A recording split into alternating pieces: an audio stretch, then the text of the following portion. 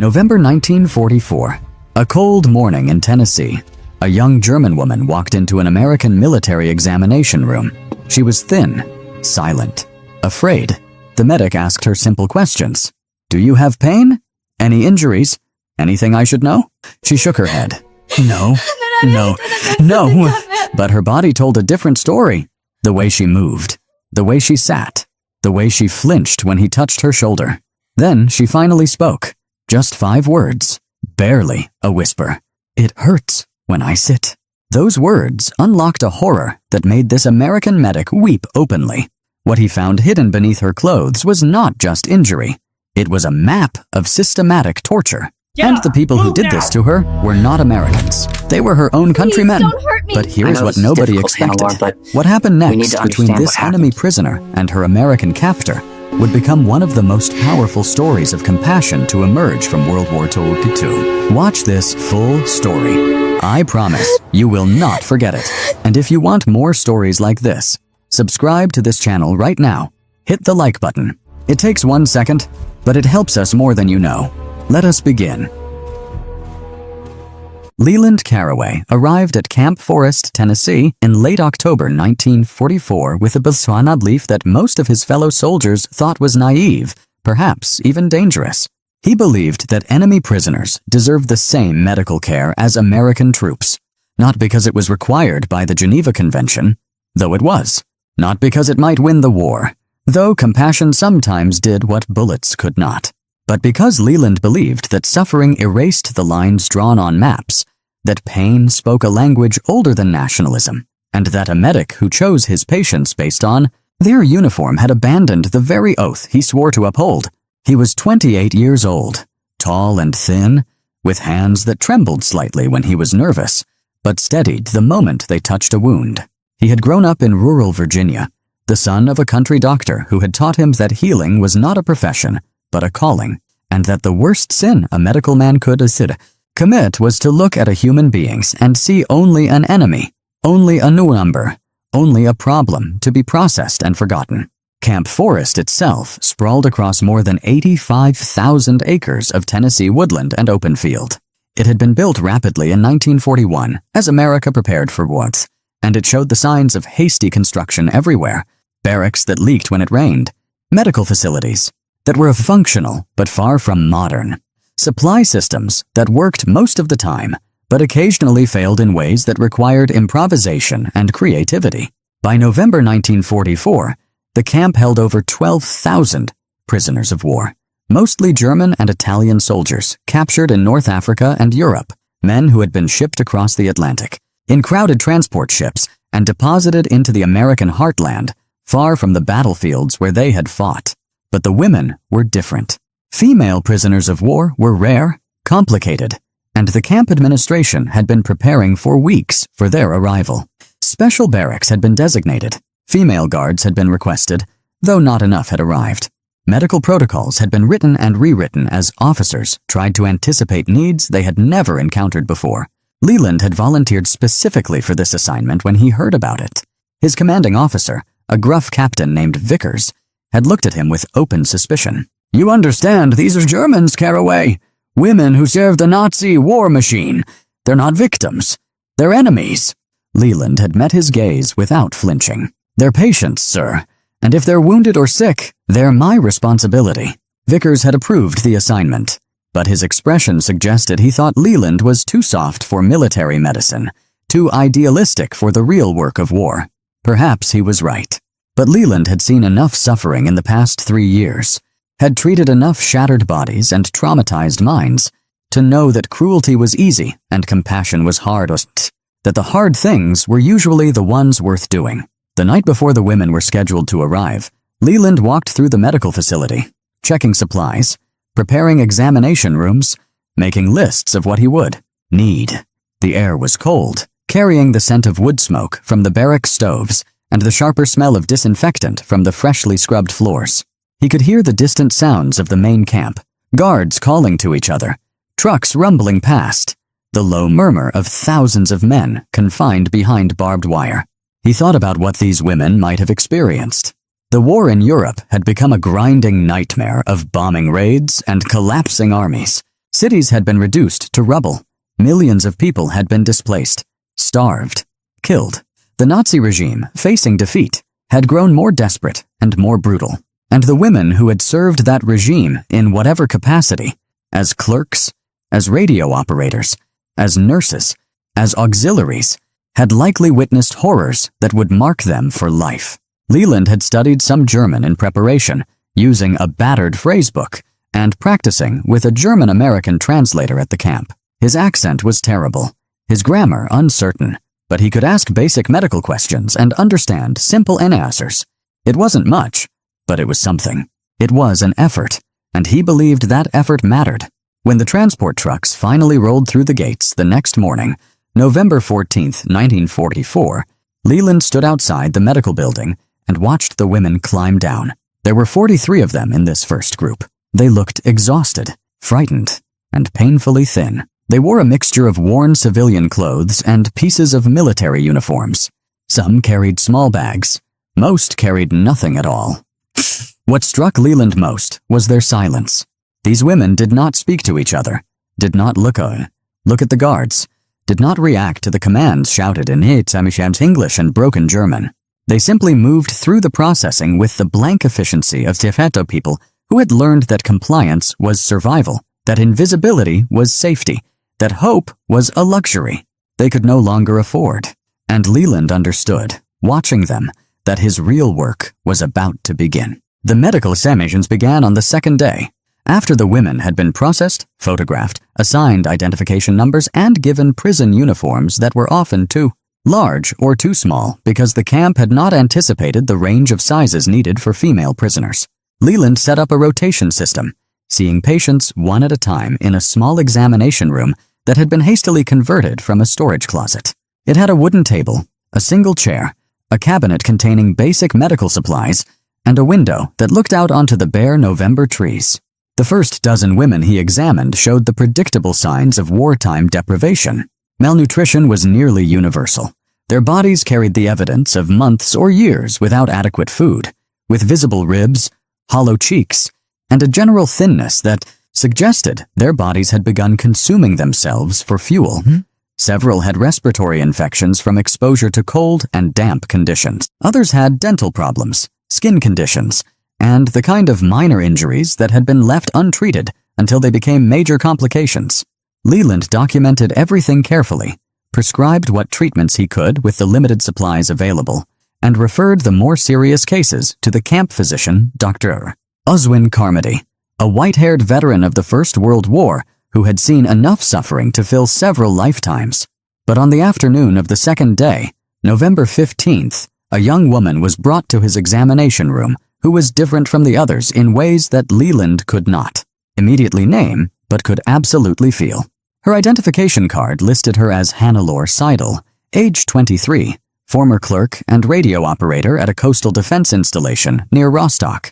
She had been captured by British forces in May 1944 and transferred through several POW camps before being selected for transport to America. The moment she entered the room, Leland noticed the stiffness in her movements, as if her body were made of something more fragile than bone and muscle, something that might shatter if she moved too quickly or bent in the wrong direction. She walked with careful, measured steps, keeping her spine unnaturally straight, and when she sat down on the examination table at his gesture, she did so slowly, with visible hesitation, and then shifted her weight immediately, as if the position caused her discomfort. Her eyes never met his, not once. She stared at the floor with such intensity that Leland found himself glancing to see if there was something written there, some message that only she could read. Her hands were clasped tightly in her lap, the knuckles white with pressure, and her breathing was shallow and controlled, like someone who had learned to make herself as small and quiet as possible. Leland spoke to her in his halting German, introducing himself, explaining that he was going to perform a basic medical examination, asking her if she understood. Hannelore nodded once, a tiny movement of her head, but said nothing. Her silence was not the simple quiet of shyness or language barrier. It was something deeper, more deliberate, a silence that felt like a wall built brick by brick to keep the world out and her secrets in. He asked her the standard questions. Did she have any pain? Any injuries? Any medical problems he should know about? To each question, Hannelore responded with either a small shake of her head or a barely audible 9 that seemed to cost her enormous effort to produce. Her voice, when it came, was rough and unused, like a door hinge that had rusted from lack of movement. But Leland had been trained to observe, and observation was revealing things that Hannelore's words were trying to hide. When he asked her to take a deep breath so he could listen to her lungs, she complied, but he noticed the way she winced slightly, the way her left shoulder seemed to lock when she tried to expand her chest fully. When he gently touched her shoulder blade to position his stethoscope, she went rigid, her entire body tensing like an animal expecting a blow. "Does this hurt?" Leland asked in German, keeping his voice soft, keeping his hands light and visible. Another headshake. But her face told a different story. A muscle in her jaw twitched. Her breathing had become even more shallow, and when Leland pressed gently on the shoulder joint itself, asking her to move her arm forward and back, the movement was restricted, painful, and accompanied by a sound she could not quite suppress. A small intake of breath that spoke of agony being carefully managed and deliberately hidden. According to the Geneva Convention, prisoners of war were required to receive medical care equivalent to that provided to the captor nation's own forces. In practice, this meant that Leland had both the authority and the obligation to conduct thorough examinations, to document all injuries, to provide treatment. But he also understood that authority meant nothing to someone who had learned to fear it, that obligation could not override the deep human instinct to protect oneself by hiding. Vulnerability. He stepped back, giving Hannelore space, and spoke to her again in his careful German. "I am here to help you. You are safe now. If you are injured, I need to know so I can treat you properly." For the first time, Hannelore's eyes flickered up to meet his, just for a moment, just long enough for Leland to see what lived behind them. Fear, yes, but also something else, something that looked like the terrible weight of a secret too heavy to carry alone, but too dangerous to share. Then her gaze dropped again to the floor, and the wall rebuilt itself, and the silence returned, thicker than before. Leland made a decision in that moment that would change everything that followed. He could have simply noted in Hannelore's file that she appeared healthy enough, that she showed signs of malnutrition like the others, and moved on to the next patient in the long line of women waiting to be examined. He could have accepted her silence as an answer, her denials as truth, her carefully constructed wall as something too solid to breach. But something in that brief moment of eye contact had communicated a plea that her words could not or would not speak, and Leland had spent too many years learning to read the oath, language of suffering, to ignore it now. "I need to examine your shoulder more carefully," he said in German, speaking slowly so she could understand each word. "I believe you have an injury there. It may be serious. I cannot help you if I do not know what is wrong." Hannelore's hands tightened in her lap. For a long moment, she did not move, did not speak, did not even seem to breathe.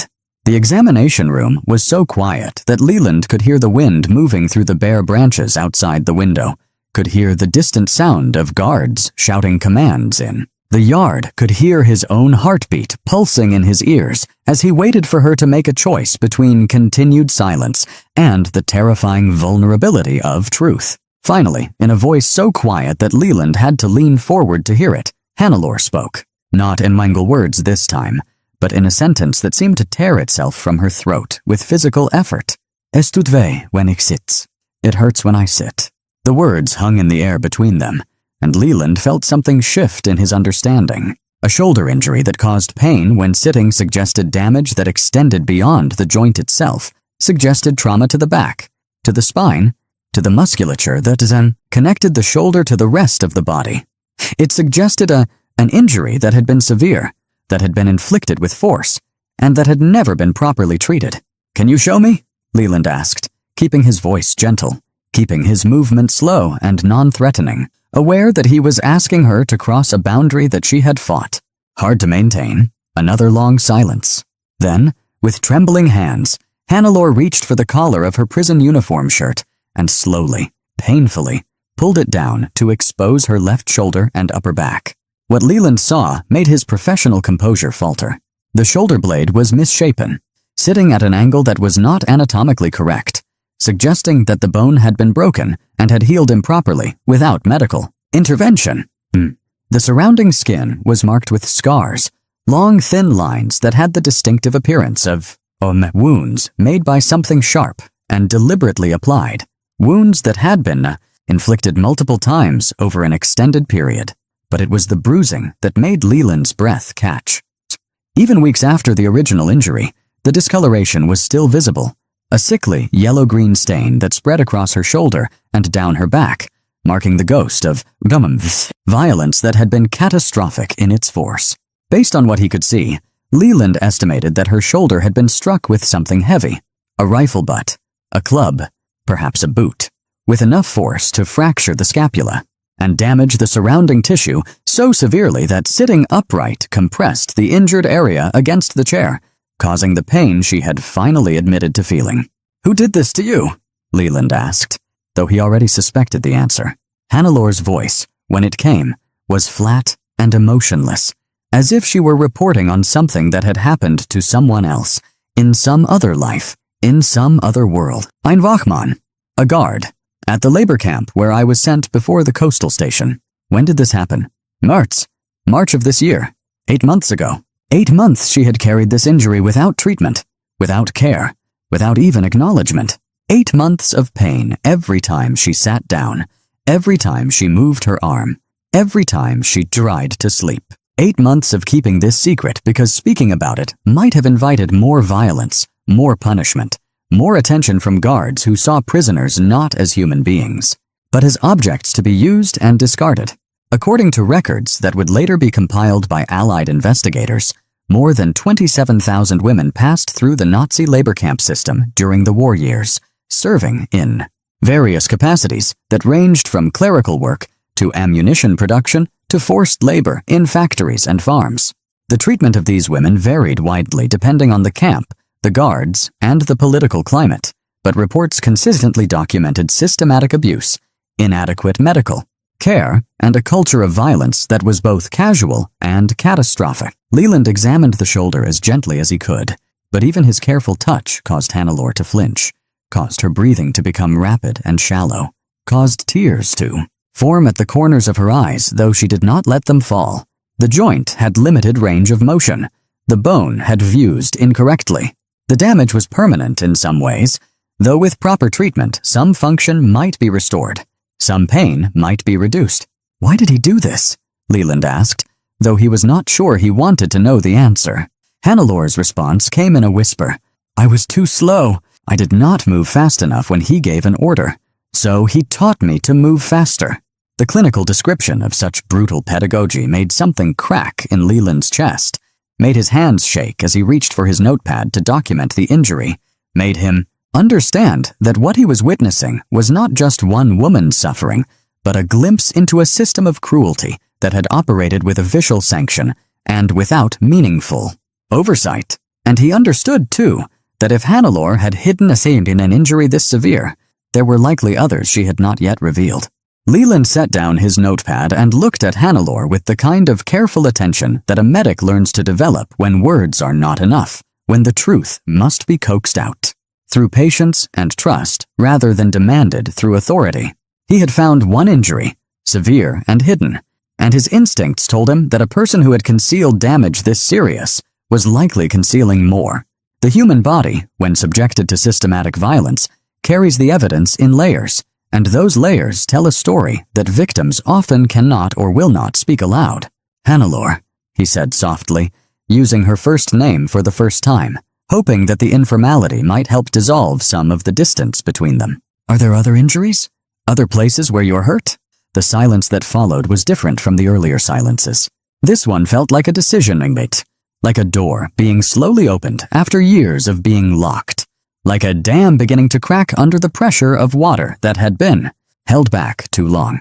Hannelore's hands moved to the buttons of her shirt, trembling so violently that she struggled to unfasten them, and Leland had to resist the urge to help her, because he understood that this had to be her choice, her action, her decision to reveal what she had kept hidden. When she finally pulled the shirt open and lifted the undershirt beneath, exposing her torso to the harsh electric light of the examination room, Leland felt the floor seem to shift beneath his feet, felt his breath stop in his chest, felt every piece of medical training and professional distance collapse in the face of what he was seeing. Her body was a map of brutality. Long scars crisscrossed her back and sides, some old and faded to white, others more recent and still raised and pink. Scars that had the distinctive pattern of being made by something sharp and flexible. A whip, a belt, perhaps a length of shudril or wire. There were burn marks on her ribs, circular and deliberate, suggesting cigarettes or heated metal applied to skin. And there were bruises in various stages of healing, from fresh purple-black marks to older ones that had turned green and yellow, bruises that formed patterns suggesting boots, fists, and the systematic application of violence over weeks or months. But worse than the visible injuries were the signs of what had been done to her internally. Her ribcage was grotesquely visible, each bone defined beneath skin that had lost almost all its fat, suggesting malnutrition so severe that it bordered on starvation. According to medical standards established by the International Red Cross in 1944, the minimum caloric intake for an adult female performing light labors was 2,000 calories per day. Leland estimated, based on Hannelor's condition, that she had been receiving perhaps half that amount for months, possibly less.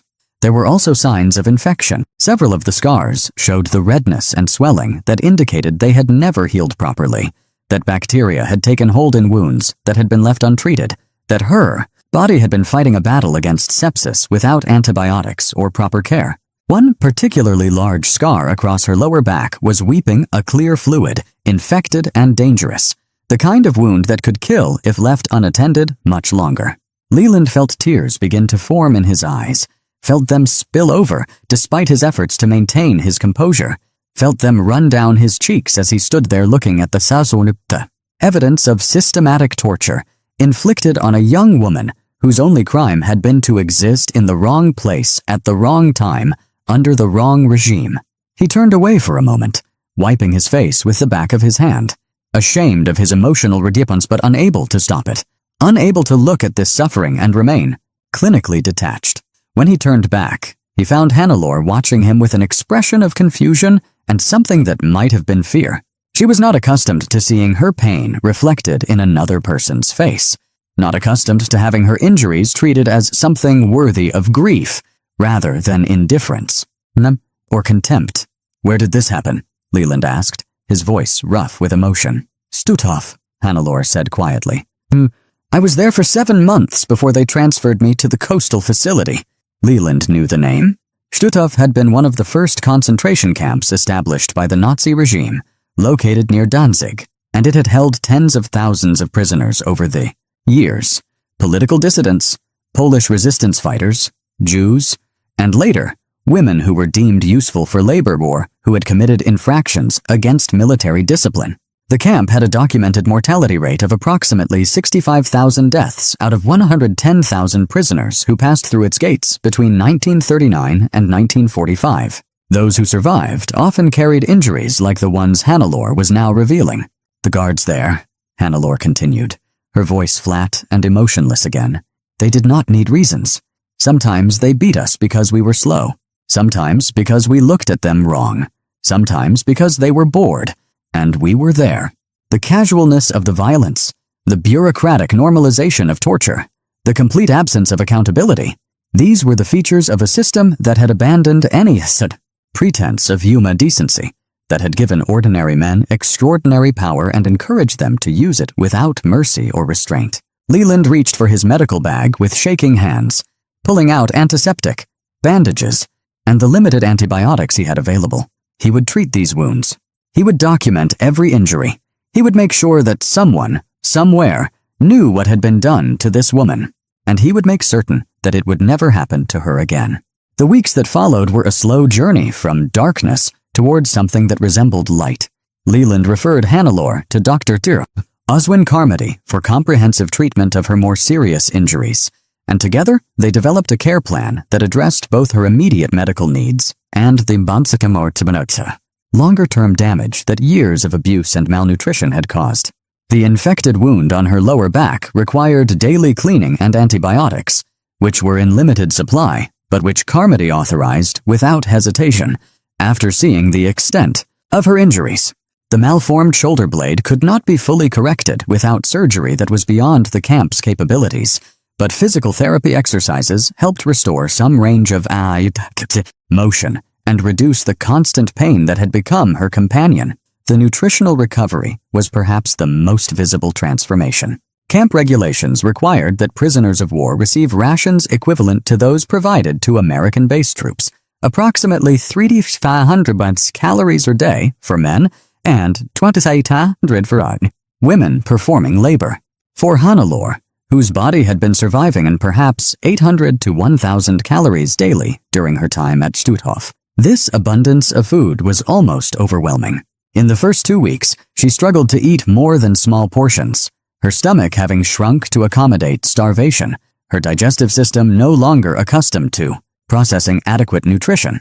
But gradually, meal by meal, her body remembered what it meant to be fed, and the hollow cheeks began to fill out. The visible ribs began to disappear beneath returning flesh, and the constant exhaustion that had marked her movements began to lift. Leland visited her regularly during this period, conducting follow-up examinations that were partly medical necessity and partly something else, something harder to name. He found himself thinking about her case during his off hours, wondering how she was sleeping, whether the nightmares that she had mentioned in passing were becoming less, whether the trust that seemed to be slowly building between them was real or merely the temporary gratitude of a patient toward a caretaker. By January 1945, 3 months after her arrival at Camp Forest, Hannelore had gained nearly 20 pounds, and her physical wounds had mostly healed, leaving scars that would never fully fade, but that no longer carried the immediate danger of infection or further damage. She had begun to participate in the daily routines of camp life, working in the laundry facility alongside other female prisoners, attending the educational programs that the camp offered, and slowly, cautiously, forming connections with women who had experienced similar traumas and who understood without explanation what she had survived. It was during a routine examination in late January that Hannelore asked Leland a question that stopped him completely, that made him set down his stethoscope and look at her, with an attention that went beyond the medical, that engaged him as a human being rather than simply as a healthcare provider. "Why do you care so much?" she asked in German, her language skills having improved enough that she could now form complex questions, could now express thoughts that went beyond simple answers to simple questions. "I was your enemy. My country tried to destroy yours. I served the people who killed your soldiers. Why do you treat me like I matter?" Leland sat down on the small stool in the examination room, bringing himself to her eye level, removing the physical hierarchy that usually existed between standing doctor and seated patient. He considered her question carefully because he understood that she was not asking out of mere curiosity, that this question carried within it the weight of everything she had experienced, all the dehumanization and cruelty and violence that had taught her that she did not matter, that her suffering was insignificant, that her life had no value beyond what labor could be extracted from her body. "Because you are a human being," Leland said finally, speaking slowly so that his German would be clear, "and because what was done to you was wrong. It does not matter what uniform you wore or what country you served. No person deserves to be tortured. No person deserves to be starved. No person deserves to have their body used as a place for others to express their cruelty." Hannelore listened to his words with an intensity that suggested she was not merely hearing them, but testing them, weighing them against everything she had learned about the world, trying to determine whether they could possibly be true. "But I am German," she said. "Your newspapers say we are all monsters. Your propaganda says we deserve to suffer for what our leaders have done." Leland shook his head. "You are not responsible for the crimes of your government. You are a young woman who was caught in a terrible war and who was hurt by people who had power over you. My job is to heal you. My choice is to see you as a person. These are not things I do despite you being German. These are things I do because you are human." Something shifted in Hannelore's expression then. Something subtle, but profound, like a wall that had stood for years finally beginning to crumble. Her eyes filled with tears, and for the first time since Leland had met her, she allowed them to fall without shame, allowed herself to cry openly in the presence of another person, allowed the grief and trauma. He had written words of encouragement, reminding her of how far she had come, how much she had survived, how strong she had proven herself to be. He had written practical information, names of doctors in Germany who might help with her shoulder, addresses of relief organizations that were providing assistance to returning refugees. And he had written something else, something more personal, an acknowledgement of what their time together had meant to him, a hope that she would find peace and happiness in whatever life awaited her.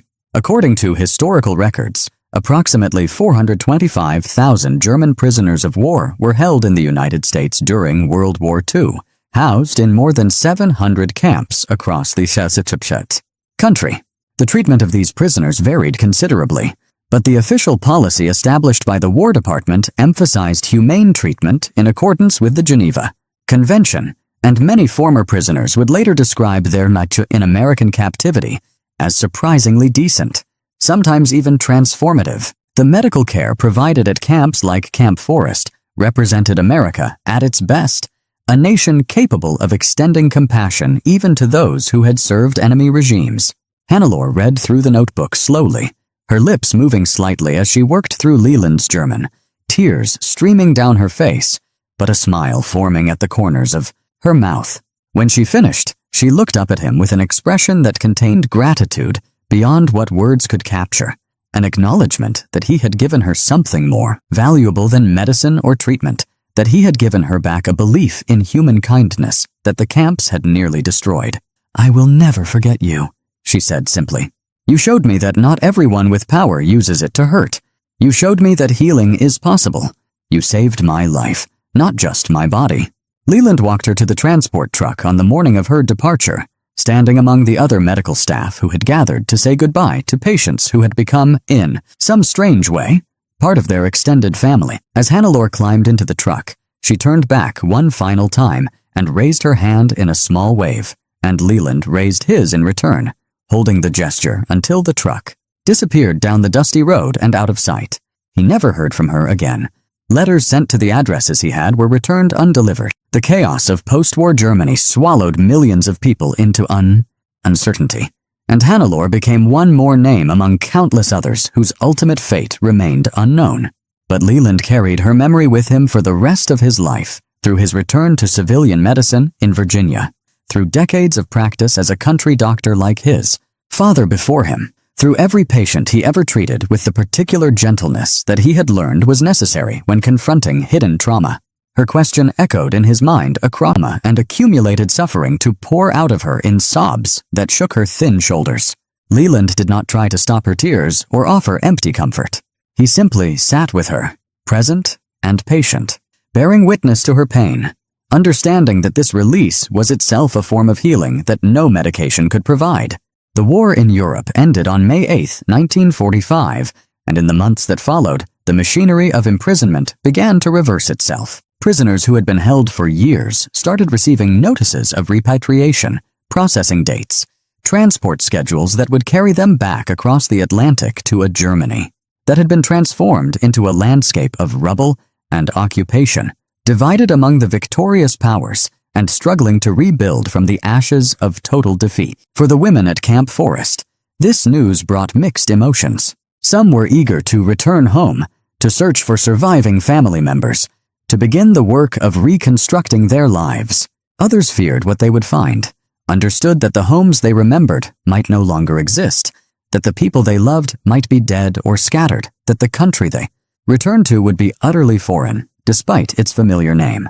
Hannelore received her repatriation notice in August 1945, informing her that she would be transported to New York and then shipped to the British occupation zone in northern Germany, where she would be released to civilian authorities and allowed to make her way to whatever remained of her former life. She brought the notice to Leland during one of their regular meetings, now held not in the examination room, but in the small garden behind the medical facilities where they had begun taking walks together during his break periods. Leland read the notice and felt something complicated move through his chest, a mixture of relief that she would be free and sorrow that she would be gone, a recognition that the connection they had built over these months would soon be severed by an ocean and by the vastly different futures that awaited them. He had grown attached to her in ways that troubled him professionally, but that he could not deny personally. She had become more than a patient. She had become a testament to the possibility of healing, a living proof that even the most damaged person could find their way back toward wholeness when treated with consistent compassion. "I have something for you," Leland said, reaching into his jacket pocket and withdrawing a small notebook that he had been carrying with him for several weeks, waiting for the right moment to give it to her. The notebook was ordinary, the kind that could be purchased at any general store, with a brown cover and lined pages inside. But what made it extraordinary was what Leland had written within it over many late nights in his barracks, working by lamplight with his German dictionary beside him, composing sentences that he hoped would carry meaning beyond their simple words. Hannelore took the notebook and opened it carefully, as if it were something fragile and precious. Inside, in Leland's careful handwriting, were pages of German text, sometimes grammatically imperfect but always clear in intention. It's the years. "Why do you care?" And his answer remained the same, spoken silently to every suffering person who sat before him. "Because you are human. Because your pain matters. Because compassion is the only response to cruelty that does not perpetuate it." In the end, the greatest weapon against dehumanization was simply the stubborn insistence on seeing each person as fully human, worthy of care, worthy of healing, worthy of hope. The story of Leland Carraway and Hannelore Seidel represents something essential about the human capacity for both cruelty and compassion.